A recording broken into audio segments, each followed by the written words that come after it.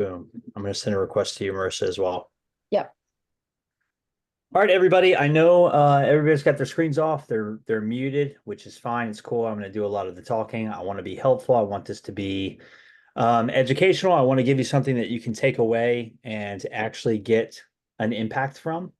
So if you guys don't mind, you don't have to, but I would appreciate it and love it if you guys have cameras, turn them on just so I can have an audience to speak to. I like to engage with you guys to an extent. So I'd love that. If not, that's cool. I'm going to tough it out. It's all good if everybody wants to be shy. So what I'm going to Uh, do is, because it's webinar style, everybody right now yep. is an attendee. So everybody here, I'm going to promote you to panelist, and that will give you the option, because right now nobody has the option to share their screen, just the way that That Zoom makes sense. the way that Zoom it's That not makes sense. you. It's all of us. So if you feel so inclined, we'd, again, like Harper said, we'd love to have you have your camera on, likes to engage, all that good stuff. Okay, perfect. I'm going to share my screen and we're going to get right into it then. Okay. Yeah. Everybody good with that? Somebody can give me some verbal yeses. Oh, hey, Rebecca. Yep. Look at that. We're taking action quickly around here. Okay, let me share my screen and we will get right into it, guys. I'm pumped. I'm excited. Been looking forward to this. So just so you guys know, I'm recording this as well. This is a lot of different information. I know it can be overwhelming. There's going to be a lot of theories, a lot of ideas that you guys probably haven't utilized before. So we're going to take a different approach to follow up here. So let me share my screen, view, slideshow, and then we're going to get right into it. Boom. Can everybody, you guys can like raise your hand, give me a thumbs up. Can everybody see my screen as it's loading? Can you hear me? Can you see me?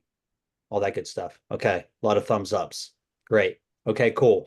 Well, first of all, everybody, welcome and thank you guys for taking the time to show up to this, especially if you're in the dog space. It means a lot to me. I know you run crazy businesses. I know things get out of hand sometimes. Days are hectic. So I really appreciate you all taking the time to sit down, and hopefully by the end of this, I will give you guys something that you can apply literally starting today, as soon as we get off this call, that will help you convert more sales. At the end of the day, that's what we want to do. So without further ado, let's get started. Quick little intro kind of for the people that are either not working with us, who are new with us. Maybe you have just a quick little overview. So who is Unleashed Consulting? That's the business that I work for. We are a dog trainer business marketing and consulting group. Our main focus is getting new leads in for your business using marketing. And then we have a system. As a matter of fact, I'm going to touch on that today. We have a system that can automate, organize, and really take a hold and track your leads, which is going to be important on the follow-up side, especially if you're paying for leads and you're getting a consistent number in each month.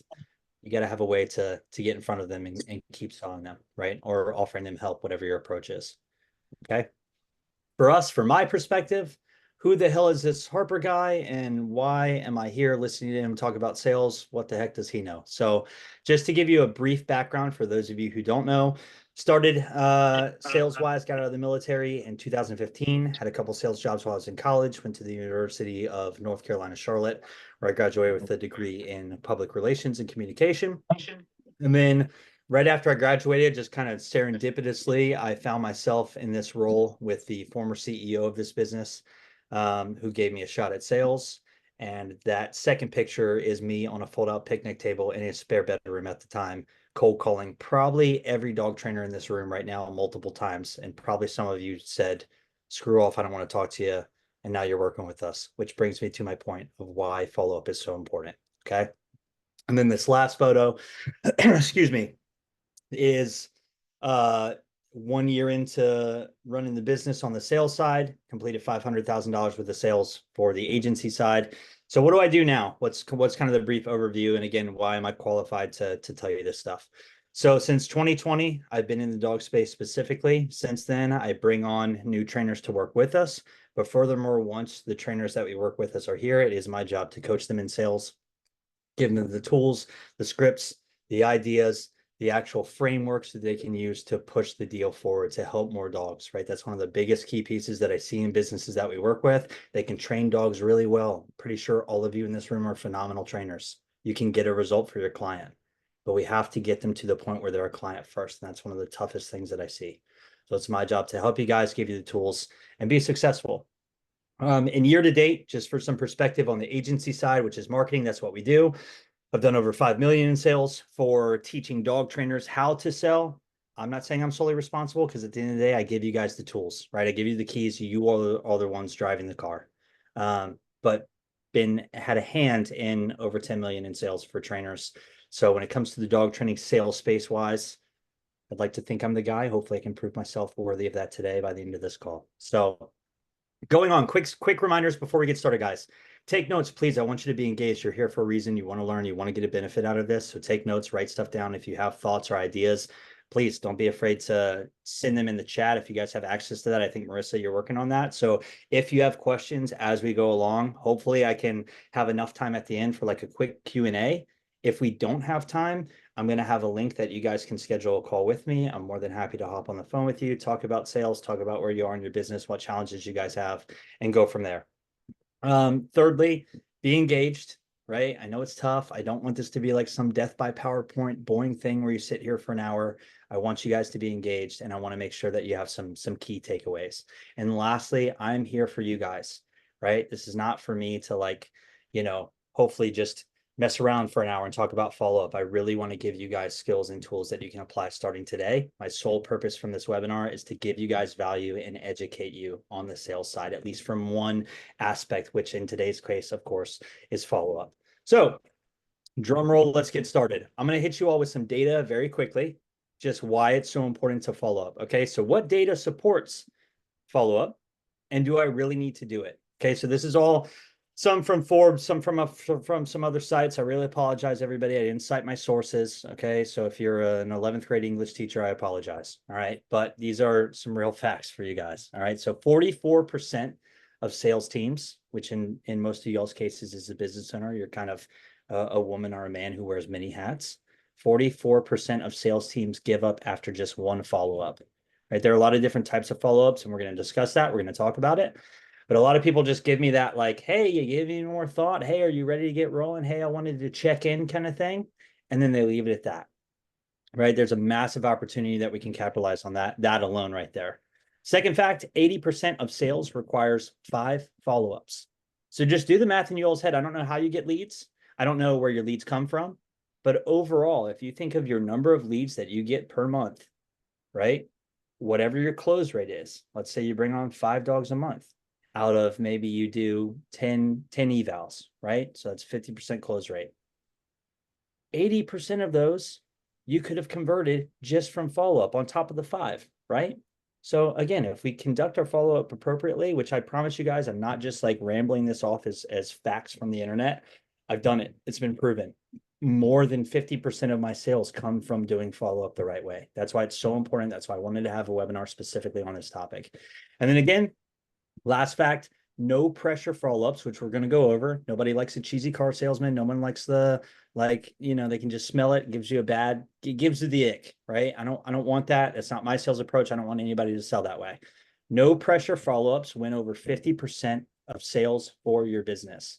And I'm going to teach you guys some techniques and some ways that you can conduct no pressure follow-up and just simply get back in communication. All right. Everybody good so far? Thumbs up across the board. Sound good? Okay, cool. See a lot of thumbs, so I'll take it. Okay, reasons to follow up. This is some of this stuff, hopefully for you guys, is common sense. But if it's not, take this with a grain of salt. Try to apply it. Try and understand the philosophy. And again, I'm here if you guys have any questions. So what are the reasons and what are the pros to following up? One, it shows that you care about the client's business or the prospect's business. And as a professional, you truly want to help them. So let me put this in hypothetical terms. As a sales coach in the dog training space, I don't mean this in a cocky, bodacious way, I promise you that. But I am very convicted, personally, that I can help probably more than any other sales coach for this space. I truly believe that.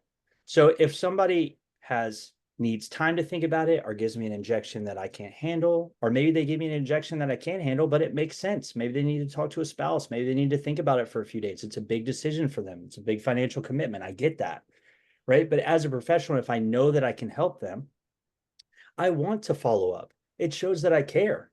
It shows that I care about the outcome. It shows that I'm convicted in my ability to help them, and I want to make sure they make the right decision, even if that means they're talking to a competitor. Cool. Set up another call with me so I can get feedback on what that call was like and make sure that it's a good decision for you, even if it's not me. So I always want to put their best interest at the forefront Therefore, by doing that, I'm probably going to win more clients. Second of all, in the dog space, it shows that you care about that person, right? Not just that you want to help them, shows that you care about their outcome. You guys are dog trainers, which means I don't want to cover everyone with a blanket here, but at some point in you all's life, you probably had some issues with your own dog, which led you down a journey to become a trainer, right? Or you've at least seen enough people with issues with their dog where you know the frustrations that can cause, you know the anxiety that can cause, you know the type of stressors that adds in a person's life when they have those issues. So if I care about helping them, yeah, I want to follow up, dude. I want to see how you're doing. I want to see how you're feeling. I want to see if there's anything I can do to provide value and help you. Right. Number 3, pretty obvious, shows that you care about their relationship with their dog. Right. Like, I want you guys to make the best decision as a not a trainer myself. So again, I don't want to speak for you all, but as somebody who's in business, if I know I can help somebody and I know there are other cheaper options, or maybe there are options out there that they're exploring that aren't as good as us, that won't get the result, it's a little unethical. It's going to sound a little crazy. It's going to sound like I've been eating the sales Kool-Aid, but it's a little unethical for me to like allow them to go with that person knowing it won't render the result they're looking for. You guys know what it's like when somebody comes to you and they've been through a 2 or 3 trainers and they're heartbroken and they're literally like in tears of, what are we going to do with our dog? Do we need to rehome this dog? Or are we going to have to put this dog down? Or do we invest in training one more time and hope that it works out? I don't want people to get to that point. It's frustrating.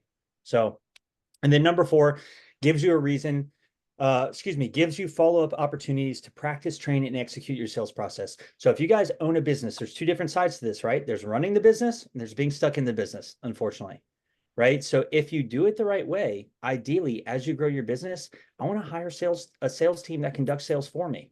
The hardest part of being a business owner is letting go of the control and finding someone that you can duplicate, somebody that can do what you guys do at either a higher level or the same level. It's really difficult. It's a challenge in the business world. So with follow-up, and everybody in this room right now, first of all, can you guys raise your hand if you've been in business for more than 4 years? Okay. A lot of screens off, so I'm going to assume there's more than 3, but I'll take it. All right. So let's say this. Over a year, right? So every year, would you imagine, of the screens that I can see, you guys get over 100 leads per month? Or excuse me, a year, at least a year. It's pretty easy. Okay, I'd say yes. And out of that, nobody has a 100% close rate. Nobody does. So I know that every single person in this call right now has an opportunity to follow up. There are a couple things you can look at from a proactive perspective that can help you guys. So one, again, it's an opportunity. If you guys are conducting the sales for your own business, follow up with leads that told you no. Follow up with leads that said get back to them and they ghosted you guys. What's the worst that can happen?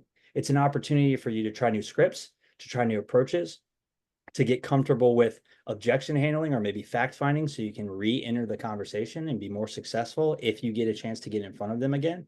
And if you have a sales staff, if you get to that point where somebody's conducting the phone consults for you, or maybe you just have a VA that's setting up those phone calls, get in a position where they have a use for the training aspect of this, right? Get them comfortable hearing no.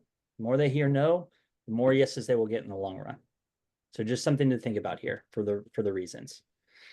Okay, moving on. There are 2 ways to follow up, right?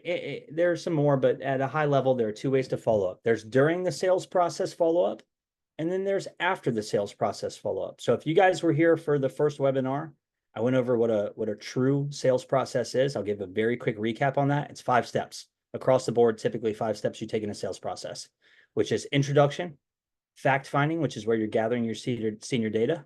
From there, it's your pitch, which usually I relate the pitch back to their need, which is their emotional reason why they reached out. Then we want to test close, and then we close. So for most businesses, and I'm not saying this is everybody, I'm not saying you have to do this. For most businesses and dog training specifically, there are a few ways you can get started. You either schedule your phone consultation, and I get on the phone with you, and I fact find, and I qualify, and I give you a brief rundown, and my goal is to get you to a free eval or some type of evaluation where I can close you in person, or sometimes you close over the phone, right? There's a myriad of ways to do this, right? There's no right or wrong answer. So during my sales process, if somebody schedules a time to speak with me on the phone, let's just call it today's the 16th, it's Tuesday. So Wednesday the 17th, somebody calls me, has a time to speak with me at 5 o'clock. If that lead comes in on Monday, I'm going to call them that Monday. I'm not going to wait for their scheduled time because a couple of reasons. Again, in the dog space, this is where this is important. We all know, for the most part, dog training is an emotionally charged decision. If I reach out to a dog trainer and I'm looking for help, it's probably because something bad happened. And it's not because it was the first time it happened. It was because it was the final straw or something affected me emotionally enough to say, man, screw this, enough is enough, and I'm going to look for a trainer. So if I want to have a better chance of success of that sale, I need to reach out to them as soon as possible while the emotion's fresh, while they're still frustrated. Because you guys know, as somebody who hasn't gone through training before, you know that type of mindset. It takes like 72 hours from someone to go from, oh my gosh, Riley is driving me crazy. He's jumping on guests. It's super embarrassing. To 3 days later, they're kind of in shoulder shrug mode, like, well, that's just how Riley is, I guess. It's how he is. It's my dog. So I want to be fast. That's the first part. And I want to conduct follow-up very quickly. So the minute I get on a phone call and I have and I set an evaluation, let's just say you guys sell like that. You get on the phone call, you set an eval. I'm following up with them ASAP, right? Every single day, 24 hours, right? I'm going to give them some type of text, some type of communication. Doesn't have to be salesy, doesn't have to be begging, doesn't have to be hard closing. I just want to send them a message to let them know, hey, I'm thinking about you. Hey, I'm excited to meet with you. And I can't wait to show you what we can do with your dog. And I'm going to ask for open-ended questions to keep that conversation going. I don't want to ask yes or no questions. I want to ask open-ended questions that is going to create an organic response and an organic conversation, right? So that's in-process follow-up, right? I'm following up between the time that I've set the eval to the time that they actually show up. And the way that I do it personally, just to give you guys an idea, after I set a phone consultation, I conduct an eval, and then I send, again, 24-hour reminders. Day of, I send one in the morning, so typically 5 hours before. Then I do 2 hours before. Then I do 1 hour before. Then I do 30 minutes before, and then they're there for the evaluation. Seems like a lot. I get it. Not everybody has to do that. That's just my process.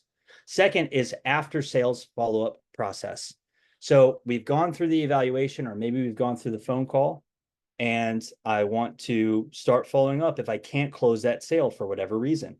So I have to have a process for this. I'm going to get into this later, guys, but you need a process and a script for every type of part of your sales process that you're conducting, whether it's follow-up, whether it's introductions, whether it's fact-finding, whether it's following up during a sales process, whether it's follow-up afterwards. We've got to have a process in place. I'd recommend a script. I'd recommend drilling that out, role-playing that out, so you're not uncomfortable when somebody finally hits you with something that you've never heard before. If you're being proactive, you probably have heard it. You have the tools to be successful. Boom, you can go back in and close the deal. So here's a hypothetical. Again, I've already been over this. Lead comes in, set the phone consult, evaluation, close, right? So follow up on any missed phone call. If somebody schedules a phone call with me and they don't show up, I'm following up. Not just once, we're going to go get into my process, but immediately I want to follow up with them, and I'll go over what that timeline looks like. Or a call that doesn't convert to an evaluation. If I get on a phone call, I schedule an eval, they no show, I'm following up with that. That's during the process. I'm going to hit them up again until we get them scheduled, right? Or an understanding of why they didn't show up and a reason for that, and obviously consult with them on that and make sure that reasoning makes sense. But for the most part, I'm going to hammer them until we get them on the books again. That's the whole point. I paid for that lead. You pay for leads either way, guys. There's two ways, time or money. So don't let it just sit there and go to waste. They're literally hanging out. Follow up, even if an eval is scheduled, again, we've gone over that. I have a process in place to send them reminders so they do remember to show up, and we don't want to waste anyone's time. And then follow up if an eval doesn't close. Again, I'll get into that process and how important that is. So here's another thing too to keep in mind. If closing isn't your strong point, if you get to the end and you get hit with any type of objection and someone says, oh, I need more time, I need to speak to my spouse, now's not the right time, or financially, whatever that is, if you're not comfortable with that and you don't have a real process for that, if you can't close the deal on getting them move forward with the training program, at least close on the follow-up, right? So if someone says, hey, I need some time to think about it, and the reason for taking time makes sense, then you don't have to force a sale and get awkward. But you also don't have to say, okay, cool, well, just give me a call if you think about it, right? I'm closing them on something. So if I don't get the close on the actual deal, I've got to close on the follow-up. Great. Hey, and I'm gonna build affinity with them during that process. Hey, Ryan, look, totally understand. You want to speak to your wife, you want to think about it. I love that for you. As a matter of fact, it shows me that you're committed, that you guys even want to take the time to have a conversation about it. That being said, how long do you think you guys need to speak about it before we can get in contact again? I really want to get on another phone call to get an understanding of which direction you guys want to go. And then I'm able to close on at least another follow-up time for them. Does that make sense for everybody? Okay, cool. All right. So what is the process, right? You got to have a process. So what is the process? Here's mine. I'm laying it out. You guys can do with this what you please. So again, I want to have a script and an approach for every single type of follow-up. So for new leads that come into my business, I have one contact every day for 7 days. Okay, that's what I call my hell week. Okay, I'm literally gonna get in touch with them as much as I can, one way or another, and I'll switch it up. I don't want to be monotonous. I don't want to be draining. So I'll do text one day, I'll do an email campaign the next day, I'll call them every other day, probably. Right. So I've got to have a process. So for me, new leads, get a contact of some sort every 7 days for the first 7 days. Then after that, for a month, they get once a week on top of me calling, once a week contact. Boom, right? I'm trying to get in touch with them. And then lastly, once we get past that month stage, every 3 months, I am retargeting them quarterly with an offer, right? With a check-in, with some type of communication to get them back in touch, right? And you guys can make those campaigns, right? And I'll show you how to do that. But ultimately, I want to have a process for the life of the leads, right? And then conducted evals for demos that I've already conducted. I have 24 hours. Then I do 1 week.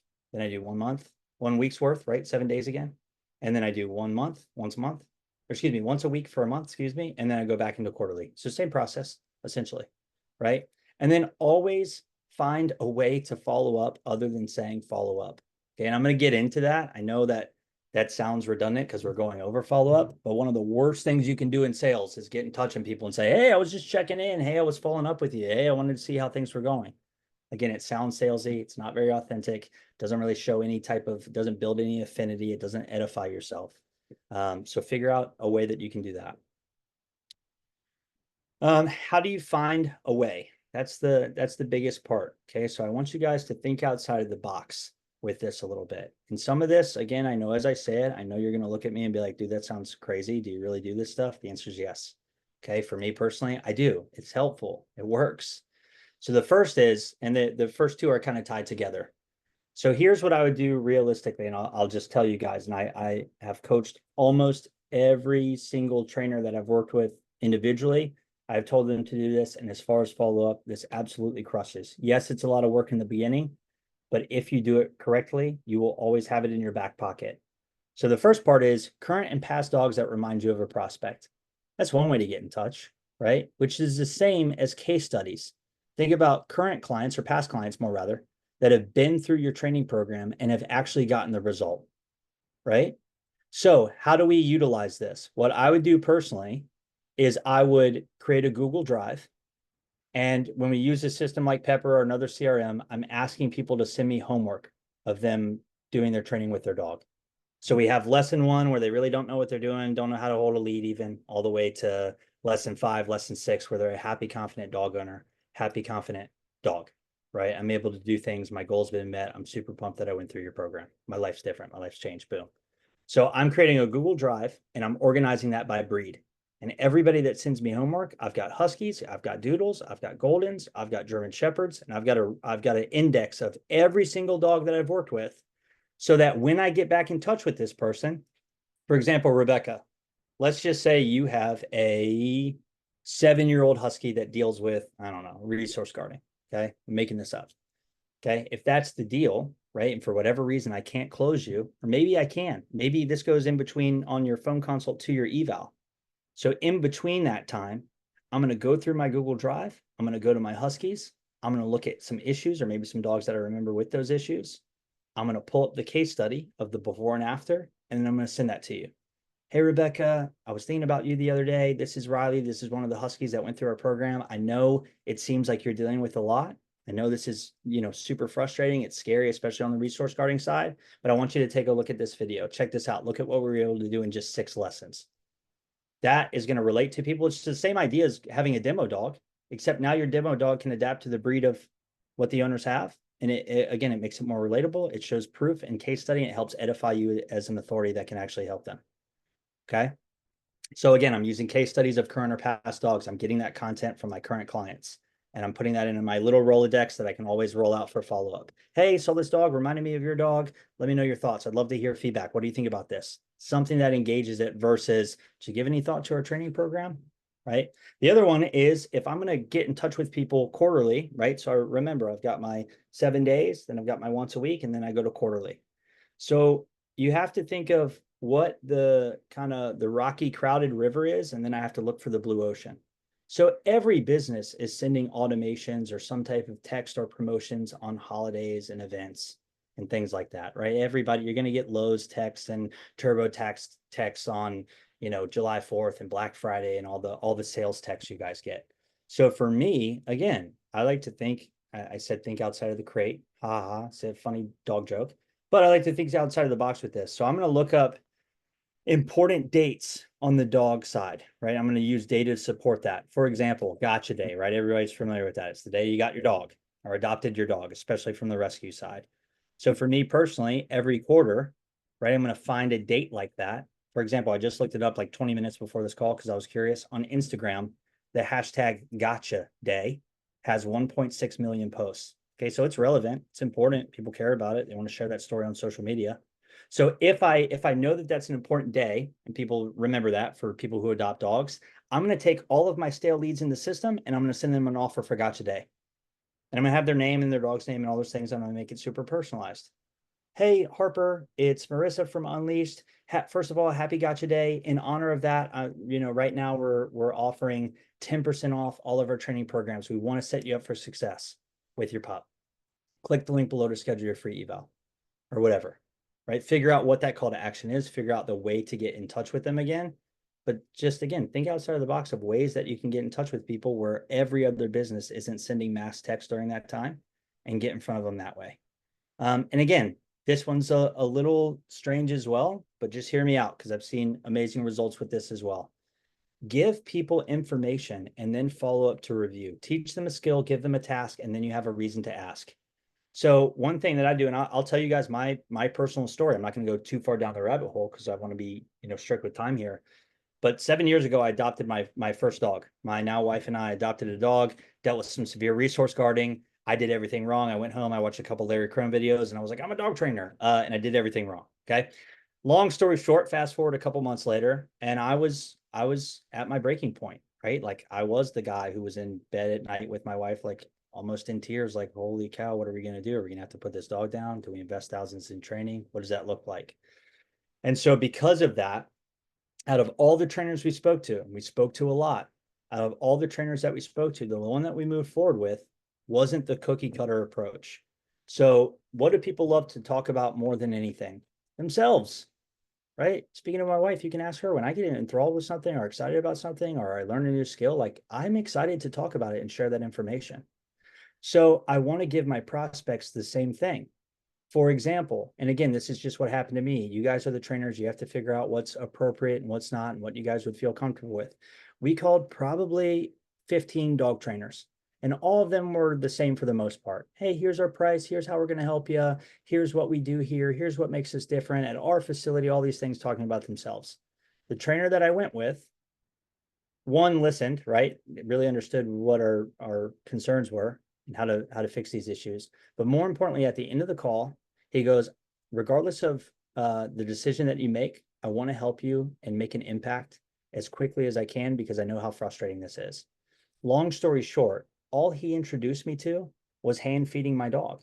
He was like, between now and the evaluation, I want you to do this one thing, and here's how I want you to do it. And he gave me a course of instruction. He gave me a task. It's very simple. Hey, you're not going to put food. I was getting charged that every time I went in my own kitchen by my dog, right? So he was like, hey, easy way to fix that. We're going to move to hand feeding. Here's how you do that. Gave me some tips, spent an extra, 20 minutes on the phone with me, guided me through the process, hopped on a Zoom, make sure we were doing it right. For the next 4 days, we only hand fed our dog with no other skills.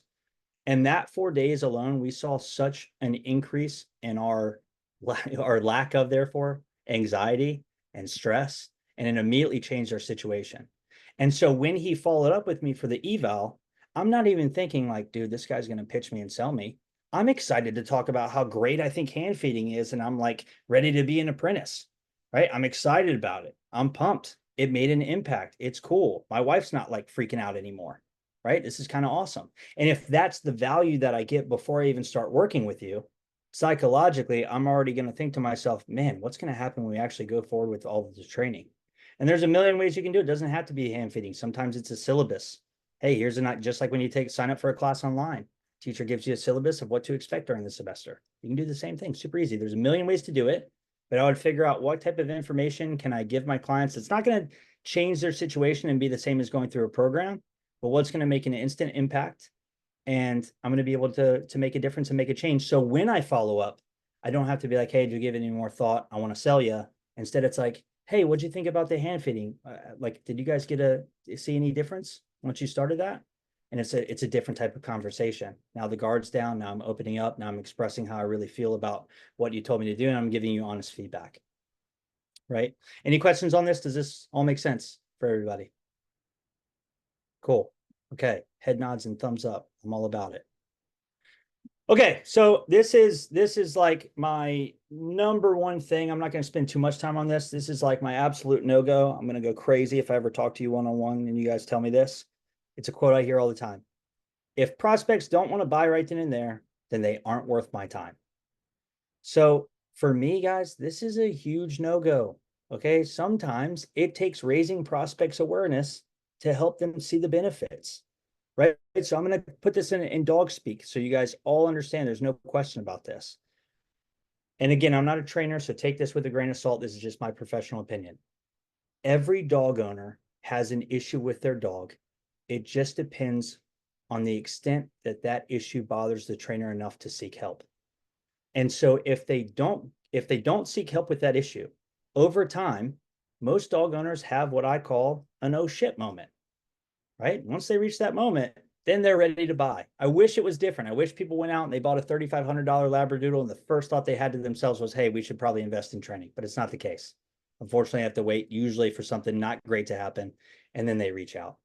So if I'm getting leads, again, no matter where they're coming from, I don't view it as a waste of time to talk to somebody. Sure, they may not be a great fit right now, but again, if I truly care about them, I care about their dog and I care about their situation, it's up to me to check in on them. Right? Yeah, sure. I may be out of their budget right now. That doesn't mean that the value of what I provide won't change and their budget will change along with that. And when it comes to budget, I don't want to get too far aside from follow-up. That's the point of today. But I'll put it this way, guys. For everybody that tells you they can't afford dog training, there are thousands of people in the United States who can't afford groceries every month, but they have a $2,000 iPhone in their pocket. So people find a way to pay for things that they need. It's our job as the business owner, especially for the ones who don't see the value, to create it. And I can spend a whole other hour on a webinar on how to do that. So I don't want to get away from follow-up, but just think of it that way. It's not always as easy. Yeah, of course we love the low-hanging fruit. Of course I love when someone calls me and says, hey man, I'm interested in your services. Let's rock. Yeah, dude, that's amazing. That's the easiest part of my day. It's great. Cool. Of course you should have a high close rate if that's your leads. But for other leads that are coming in that maybe are curious, maybe they're thinking about it, maybe they're window shopping, that's okay. Learn how to identify that quicker so you don't spend 40 minutes on the phone with them. Be more conscious of your time, their time, figure out how to fact find the right way, and then you can mitigate risk, give them something that's valuable, help them out, and then again, be a resource for them until they are ready to move forward. But I'm going to keep trying, right? Because two things are going to happen. They're either going to find another trainer or three things, or they're not going to do the training and the issue is going to get worse. It's not just like, you guys know this, with time, dog issues don't just go away. There's no magic wand. It's going to either stay the same or it's going to get worse. And if they were frustrated enough to reach out once, they'll hit that point again. I promise. And then again, I don't mean this in a rude way, guys, but as a sales coach, saying something like this tells me that you truly don't understand the objections that are laid out during the close.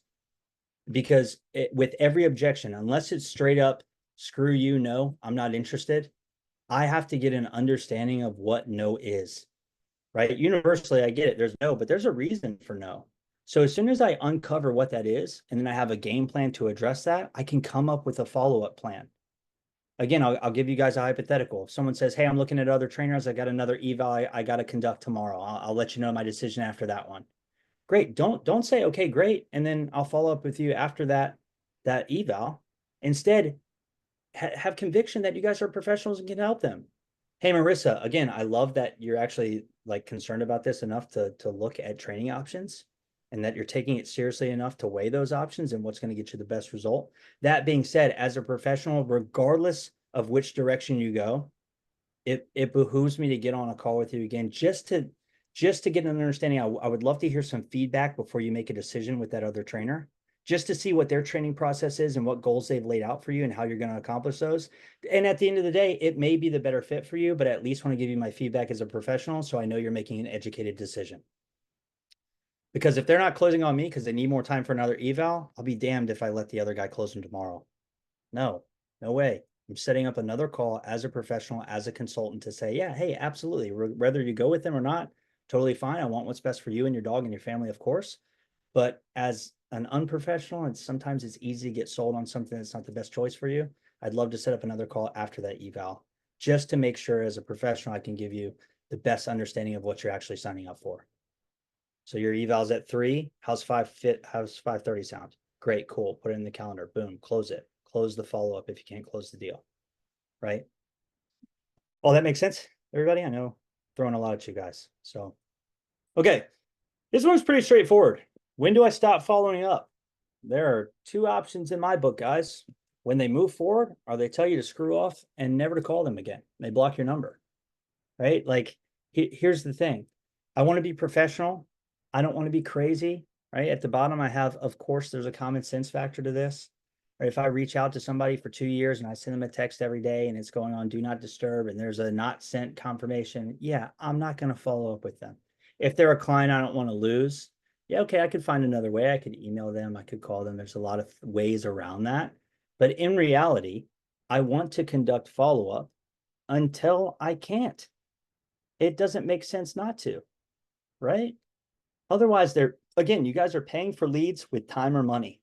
And if I'm putting any effort into getting leads, otherwise they're literally just sitting there, guys. They're like being a graveyard, just hanging out, not doing anything.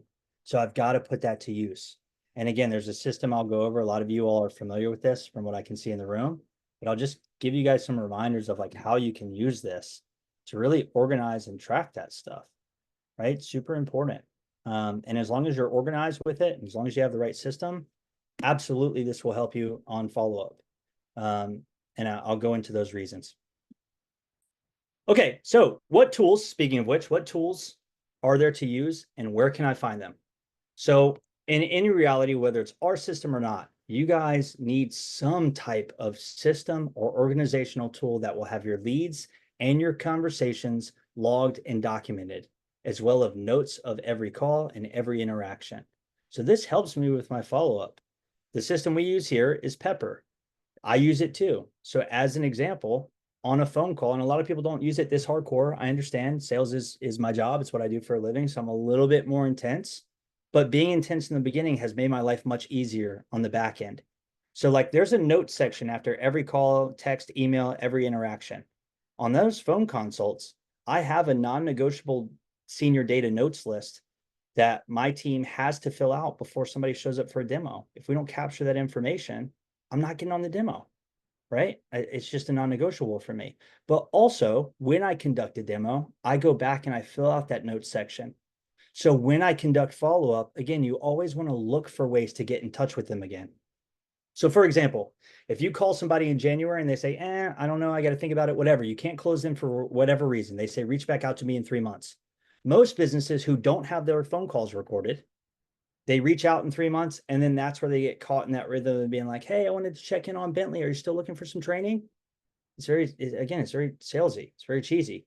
However, if I go back and listen to our original phone conversation and I listen and I remember that you guys were going on a beach trip because it was the summer and you guys had a lot of boarding come up. That's why you didn't move forward because the scheduling didn't really make sense between that and a boarding train. Well, now when I reach out, the first thing I can talk about is your vacations. I can talk about the boarding experience. Hey, I know that you guys were a little anxious at the time because you had to board insert dog's name for a couple weeks during the summer. How did that end up going for you guys? Was it pretty smooth? Was it stressful? What was that situation like? Now I'm able to have an organic conversation that I have substance to go off of that I can build affinity with. and create that relationship and get into agreement with them versus, hey, have you given more thought to my program? Hey, have you given more thought to training when it comes to your dog? Again, it's just more consultative. In my opinion, it's a little bit more professional. And it helps me peel the onion back a little bit more. Right? I'm actually able to hear about their experience. And I promise you, they're going to say to themselves, holy crap, this guy remembered 3 months ago that I went to the beach. You don't really remember. You just listen to the call. It's right in front of you. So take advantage of that. Same thing, notes, leads, everything. I want it documented and organized. I want my pipelines in that way. So I have my follow-up pipeline. All those people are getting a text message every single quarter once they've been through my process. This part will help you. I promise. If you stay organized and you see when the last conversation was and what was discussed, use all of these things continuously to build affinity and relate to the clients. So this is essentially what I just went over, guys. As long as you're organized and you're keeping track of these things and staying on top of it, it will help you convert more leads at a higher level, right? And then here's the last part. And again, there are a lot of systems that do this. Ours is also one of them. Automate your follow-up. Come up with a systematic approach. Come up with a script. Come up with this idea of, okay, every quarter I'm going to send this text and I'm going to have this offer, or change it up every quarter. Have a calendar for that. Just keep that in mind and be really organized. It's going to help you not do these last minute campaigns or last minute texts or last minute calls where it's just really unorganized and you don't have a plan in place. Because what happens, I know not everybody does follow up, but what happens if you actually start following up and people start saying yes, right? Then you got to have a plan to actually fulfill on that and execute. Okay, don't just follow up with leads. All right, not just, and what I mean by that is not just leads that come into the system. In a sea of competitors, how do you guys stand out?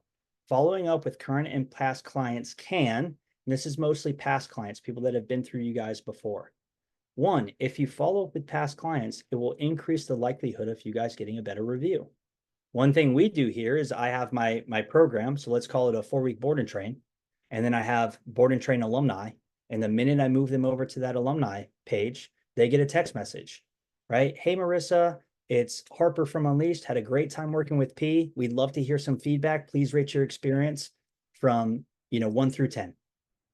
If she responds 7 and above, I automatically drop a link for them to leave a review on Google and Facebook. I automate that process. It's still follow-up, but I'm allowing myself to enhance and get better follow-up. If they respond 6 and below, I send another text. Hey, Marissa, sorry to hear about your experience.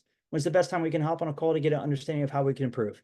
So I'm either mitigating risk or I'm guaranteeing myself a 5-star review, right? The other one is getting better conversions on new and future offers. So here's the other thing. If I have all my leads organized and all my follow-ups organized, and I have my alumni, right, people who have already been through my program, and I have one master list that I can send them a message, as your business grows and you add new services, whether that's group training, whether that's grooming, boarding, walking, whatever it is, instead of spending time to go get those new leads, I can hit my entire channel of existing leads with an offer. Instead of spending marketing dollars, the easiest and best way to try and get new revenue is through people who have already paid you guys with a different service, right? So that's another way that you can conduct follow-up with the past client, right? And then follow-up will help you get more referrals. I will tell you this right now, guys. If I can get feedback from my clients, I have a list. I usually take 10. So we got total, including app and everything else, about 140 some dog trainers that we work with active. So out of that list, I take about 10 a month and I go through and I call them, I give them a call and I say, hey, first of all, I check in with service. Hey, how's the result? How's everything going? How are you? And then I ask for a referral every single month. I get at least 2 to 3 new clients just from referrals. And here's some other helpful hints, helpful data. 92% of past clients are willing to give referrals in any industry that's across all small businesses. And only 11% of salespeople ask for them.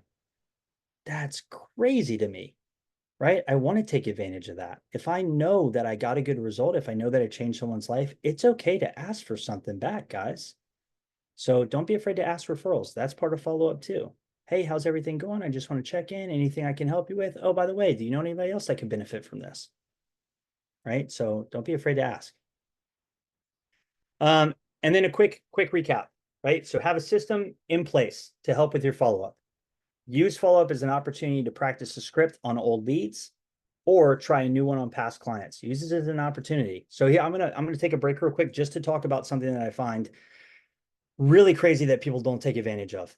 So again, when I was talking about earlier, every business, unless you've been in business for 45 minutes, you have leads for your business somehow, some way. I know that I'm not going to have 100% close rate. So every single year, if I'm getting, X amount of leads per month, and I know it inherently gets slow around October, November, everybody usually notices a little bit of a dip during that time. So if I know that's the case, here's what nobody does for the most part.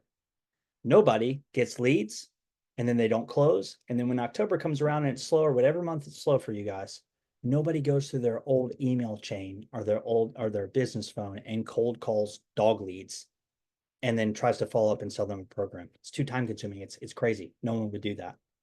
So where we can use the system in the right place is, again, if I have a stale leads column of everybody who didn't move forward for whatever reason, I don't care if they said, no, now's not the right time, whatever the excuse was, after a certain amount of follow-up, I will move them to the stale leads column. They're not realistic at this time.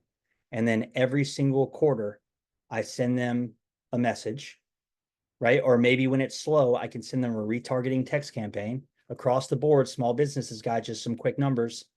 Retargeting text campaign responses are 10% across the board. So if I have 1,000 leads at the end of the year that haven't responded to me, I can send all of them a message at once. I know I'm going to get 100 responses from that. Out of those 100 responses, I can probably set, I don't know, let's lowball. I can probably set 25 evals from that. Then I can probably close 15 new dogs. That's 15 new clients just from leveraging the money and time that you guys have spent on the leads anyway. So just don't let them sit there. It's crazy. Don't be afraid to ask for something when you call. That's why you're following up. It's okay to give information. It's okay to give value, but at the end of the day, you're calling for a reason. Figure out the need, refact find if you need to, establish a relationship, build affinity, make sure that they're still a good fit for you and you're still a good fit for them, and then ask for the sale, right? So one more thing I want to go over with this when it comes to don't be afraid with asking somebody something and following up calls. So when it comes to following up, every time that you don't close a sale and you get in touch with someone again, you recontact them and you're able to have a successful communication, keep in mind, guys, that you're starting over. Yeah, you can use your past conversations. Yes, you can use your notes. Yes, you can understand their current situation, but you can't just assume that that's their exact same situation they're in now. Right? So again, figure out what's changed, what's different, how's the environment, lifestyle, what's going on with the dog, has anything else happened that's more severe. So just keep that in mind. Every time you get in touch with an old lead that you haven't closed, you kind of want to start from the beginning again. Always go back into fact finding, make sure everything, all the variables are the same. And then once you know the data is the same and the information is the same, then you can go back in and ask for the sale. Right. And then again, like I said before, give them a reason to be excited for the call. It doesn't have to be my example where the trainer literally like gave me a helpful way to train my dog, essentially, but figure out something that you can give them that's valuable. It can be a video. It can be an article. It can be, again, it can be a training method. It could be a couple definitions or terminology. So, hey, I really want you to be successful in the evaluation. I'm going to send you a template with some terminology so that when I talk to you about how we're going to do the training, you understand what I mean when I use certain words. I want to set you up for success. A lot of different ways you can do that. And again, when you give them value and you provide them with something to look back on, you're not just waiting around for they're not just waiting around for like a hand-me-down sales call. They're not just waiting and dreading that moment for you to call back just so they have to tell you no again, and then it gets awkward and it's just the worst. Everybody that does sales knows that. It's awful when you have to call somebody back again and they're just, that they're probably not going to move forward because we didn't get the right information and have the right approach and process. So again, that's a quick recap. So we've got a little bit of time here. One, I want to hear some feedback from you guys. I'd love to hear some questions if you have any. And then to get in touch, so just so you guys know, whether it's sales, whether it's the software side of things, so I can show you how we do automations and follow-ups and all that stuff. If you click on this QR code that's showing right now, it will send you to a calendar page where you can schedule a time to speak with me. There's no question, there's no issue that I'm like afraid to talk to you guys about on the phone. So please, by all means, whatever the reason is, sign up for a call. I'm happy to speak with you. And then on the right-hand side, of course, you can always shoot us a DM as well. Unleash Consulting is our Instagram handle. And so that's pretty much it. But while we've got a little bit of time, seems like we got like 10 minutes left. So I'd love to open it up to questions if anybody has any. Should be pretty open, Marissa, if you want to relay between what people have and Yeah. what they want. I put together a list of the questions that people have put through so far. So in the chat, just so you can kind of get an idea. I also just kind of numbered them as they came in. So I'll say, Harbor, if you want to just choose one or any of them, go through them quickly. Oh, I see that. I'm sorry, guys. You're good. Whoa. Okay. We got some questions here. And again, guys, if I run out of time, again, don't be afraid to just schedule a call with me. I'm happy to go over this stuff.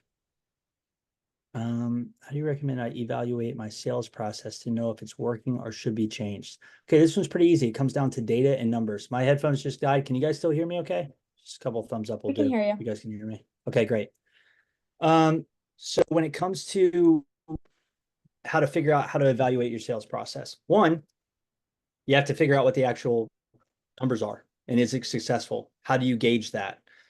So couple things. One, I'm happy to hop on a call with you, whoever asked this, or if multiple people did, and figure out what your current sales process is and what changes you're open to making. That's super easy. The second thing is, how do you know when to make changes? That's a little difficult. My gut tells me when you're not converting at a high rate. You have to figure out what that is. I'll say nationwide, across the board. Obviously, it fluctuates. We got some people that I know close at 90%. We got some people I know that close at 30%, 10% even. But it depends on the packages and what you're selling. So I would say across the board, we'll call it an even 50%. If you do not have a 50% conversion rate across all sources of leads, it's probably time to change your sales process. Or at least it's okay to have a different process for different types of leads, guys, too. That's totally normal. That's a normal that's totally fine, right? Like, makes sense. So if I call, if my, well, I don't need to go through a hypothetical. That makes sense. If you guys have further questions, hop on a call with me. I'll explain it. But that would be the first part. Take a look at your numbers. Do you think anything could be changed? Are you training?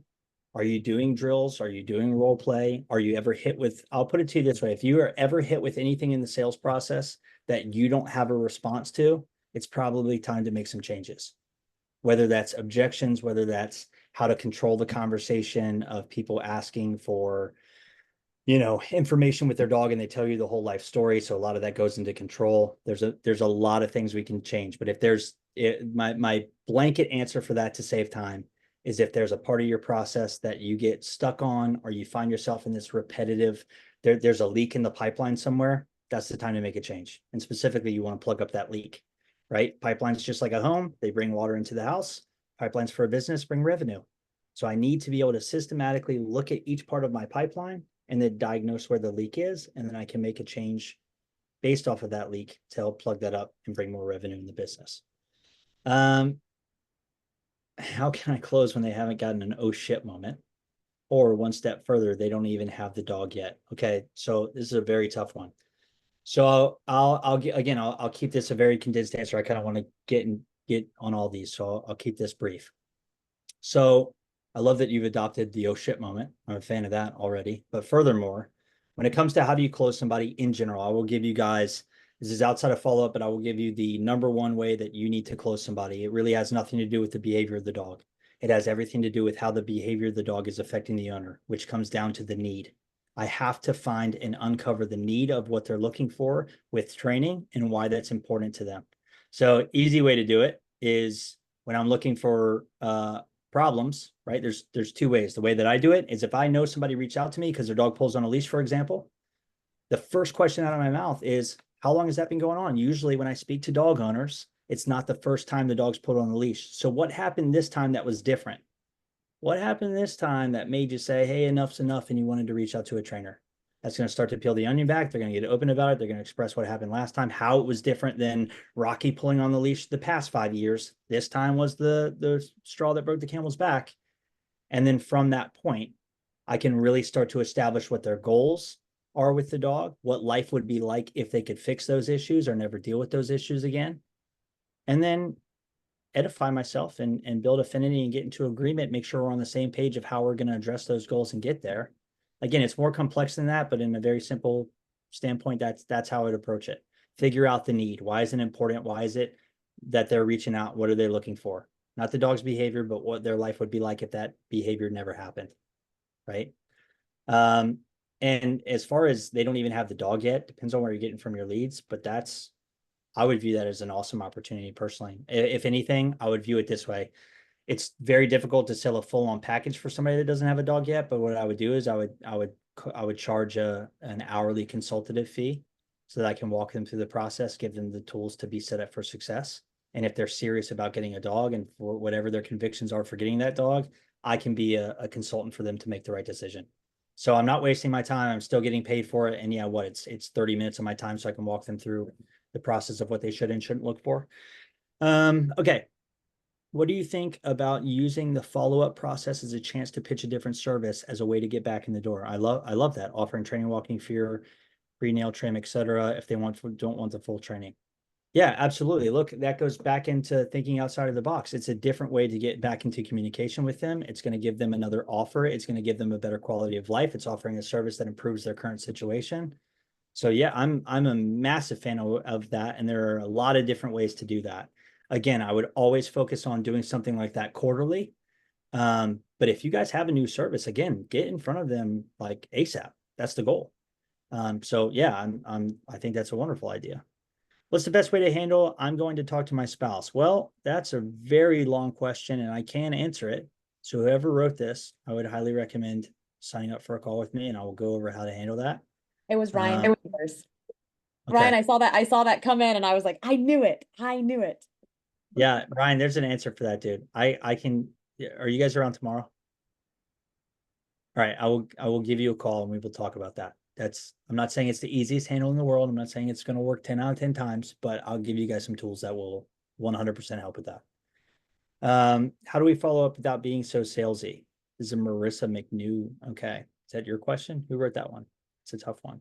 No, I just copy and pasted all of them. Okay. I was like, damn, you're asking me questions. You're involved in this now. Okay. Let's get after it. Always. How do we follow up without being so salesy?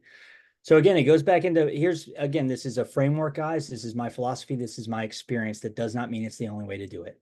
The way that I view sales is if I can create an environment where I feel like I'm meeting a friend at a bar or something, right? And we're able to have an organic conversation. For example, if I meet my boy at the bar, we're grabbing a drink, we're going to get a beer real quick. He's having some issues. Let's just say he's having an argument with his wife, right? I'm not going to get in there and be like, yeah, man, I can 100%. I'm not going to ask him one question and then immediately go into, yeah, I can definitely help with that. I think what I'd recommend you do is this, this, and this. And I'm going to start like that. That's pitchy. I want all of my conversations to sound like I'm speaking to a friend, right? It's very nurse and doctor, right? When you go to the doctor, nurse comes in, they're fact finding, they're asking questions, they're peeling the onion back. How long has this issue been going on? How does it make you feel? Have you tried any other medications? Do you have any other allergies? They're collecting like senior data stuff, right? They go back to the doctor. Doctor comes in as the authority. Hey, based off of the information I have previously, this is the direction I would take. So it's the same. It's not necessarily the same, but my conversations, again, I want to sound like I'm talking to a friend, empathize with them. The easiest way to not sound salesy is build affinity, right? Find common ground, find commonality that you can branch off of, get into agreement. Always, if there's disagreement in the sales process, there's going to be disagreement in the close. It's a guarantee. So make sure you're on the same page. Find a way to get into agreement. For example, to backtrack to Ryan's question, how do I handle, I'm going to talk to my spouse. First thing out of my mouth before I actually like tell you how to handle that is, hey, first of all, I love that you want to talk to your spouse about it. I love that you're taking this serious enough that you feel like it's a conversation you need to include everybody in the house who handles the dog. I think that's amazing. I'm going to commend them for that. I'm going to get in agreement with them. And then obviously from there, we can go deeper down the rabbit hole. But agreement, affinity, I want to edify myself and I want to be consultative. I want to hear what they have to say. I have to actively listen. It's the hardest part of sales. People think people with the gift of gab are the best salespeople. No, it's the best listeners. And then how to figure out the right questions and frame the right questions from what you're hearing to get them to move forward. So now that's a very generic, bland answer. So I'm happy to spend some time with whoever that was and go down the rabbit hole there. How do I follow up after my sales team missed a call? Well, first of all, get me in touch with your sales team and I'll train them because that's a no-go. Shouldn't miss a call. if it's the client that misses the call, or if you miss a call, I'm joking, obviously that's realistic. Sometimes you're going to miss a call. So for me, I always am transparent. I think that's always, it's rewarded me the most. And I don't have guilt. I don't have to make up some crazy excuse. I can be honest with them. People reschedule on me personally all the time. And I'm not going to lie to you guys, dog trainers either have the most per capita of business owners with family members randomly in the hospital the day of a demo, or like are always getting in like some crazy collision or something. I'm not saying it's not true. It just seems that in this industry, there's a lot of accidents going on. So it happens all the time. It's very normal. So when it comes to following up with missed sales calls, again, I want to have an approach. So I want to get into agreement and apologize. First of all, that's how I would handle that. Hey, it looks like I missed your call. I'm really sorry. Here's why I missed that. I want to have a real reason for that. Obviously, I want to hold myself accountable, right? I want to be professional. And then again, I have to find a way. So I look at our old conversations. Again, if you don't have a system, I'd highly recommend it. But if I miss a call, I can go back. I can look at every interaction we've had. I can see the last thing we talked about, or the last interaction we did have, and what was talked about, or what was said, or what was discussed. And then I can take a piece of that and integrate it into getting back in touch with them. So again, bland answer, but that's very realistic. Harper, I wanted to clarify that one too. I think it wasn't necessarily like miss the call itself. It's like the sales team couldn't close. Oh, well, there's a million ways to do Like, that. yeah, the sales team just wasn't able to get the close. So Yeah, so if the sales team wasn't able to get the close, again, you have to train your sales team is the first part to set you guys up for success. So again, you have to close on something, have to. And sometimes I know we get like, it's easy. You get like tunnel vision and you see the close and you see somebody moving forward with the program or package. And it's like, you gotta like, people get lost in the sale. I get it. Happens all the time. That being said, though, that's why we drill with the sales team. That's why we have role play. That's why we listen to calls, so we can be prepared for those things. It becomes muscle memory. And then when it happens, I'm not like a deer in headlights. So when a sales team doesn't close on a call, for me, the backup of that, when I get on the end of it, is I have another question. I close them on a follow-up call, or I figure out why they're not moving forward. And then I can go straight from coming up with a game plan or an action plan around why they aren't moving forward. Hopefully that makes sense. And again, it's more complex than that. I know we're just like kind of rattling off questions here. How long should it take to implement a new sales system before it gets results? Well, that depends on the sales ability of you guys and the staff. Hate to give you a subjective answer there, but realistically, if it's done correctly, and you give your team or yourself the right tools, or you have the right people in your corner, and you know how to address these things, whether it's a new service or a change to a current service, you should be able to, there's that day, the day you make the change, you should be able to, depending on your amount of leads. And obviously there are a lot of variables here, guys. I'm not just saying you can increase your board and train program from 4,000 to 9,000 and expect to sell that in the next day. Clearly there's some tweaking that needs to go on, but depending on actually changing your sales process, as long as you're prepared and before you just randomly make a sporadic change, you have the right tools and the system in place, it should be immediate. There should be no lag. There should be no layover. The first day that you guys go live, you and the team and whoever else is on the phones or whoever's calling leads or whoever's conducting evals are all on the same page. They're already trained up. So, how quickly after the sales team missed the calls do I call back? So that it's tough. It depends on the reason, depends on the objection. There's a million different answers I could give for this. Gosh, I thought I was going to be like pinpoint needle questions. These are super broad. How quickly after the sales team misses a close do I call back? So that would depend on I'll give you a time frame in which you shouldn't wait versus how soon, because again, it depends on the objection. For example, if your sales team tells you, hey, I spoke to Janine and she needs to speak to her husband. She's going to get back to us on Friday. We have a call set up in the calendar. Well, don't call her tomorrow. It's not Friday yet. I don't want to scare her away. There's a difference between following up and being courteous and being professional, but you also have to listen to their request and make sure they're still on game plan. So I might send a light follow-up text to confirm that they're still on for the follow-up call.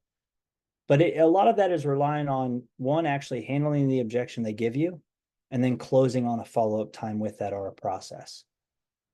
So if that makes sense, I know that's again a loosely based answer. Disappointed in myself. I wish I had like 2 more hours with you guys. I could really go into detail on these. Okay, I think that's a pretty good run through. Again, if you guys have questions, if you want to set up a call, by all means do that.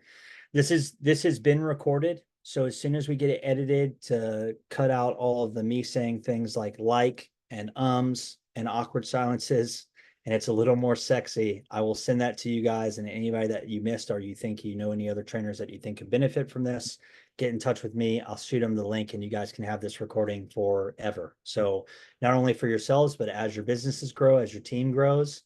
And I also did a webinar a month ago on just sales process in general. So if you guys missed that one and you want that one as well, it's already been recorded. I can send it over to you guys. So I want to keep stacking these up. Hopefully this is something we can continue to do. Super exciting for me. So I want to continue to do this kind of webinar series on the sales side of things. And if you guys have suggestions, we're probably going to send out a poll. If you have suggestions on what you want the next topic to be, or what you think would provide value to you all, or what would be helpful, please give us that feedback. We'd love to hear it, and we want to give you guys the tools to be successful. So other than that, I appreciate everybody's time for being here. It means the world to me that you guys take time out of your busy schedule and running a business to listen to me yap for an hour. I really appreciate that. So, and yeah, I think Marissa's adding to the chat and all feedback with her email there if you guys want to send something. So otherwise, love the recording. Carlos, yeah, 100%, man. I'll send it over. No problem. Otherwise, guys, I appreciate your time. It's been a pleasure. If you think of any questions, again, set up a call. I'm happy to speak. Ryan, I'll hit you up tomorrow. And you guys have a great week. Go crush it. Go apply this stuff today and go close some sales and tell me about it. I'm pumped. All right, guys. Thank you. Thank you, everybody. Thank you.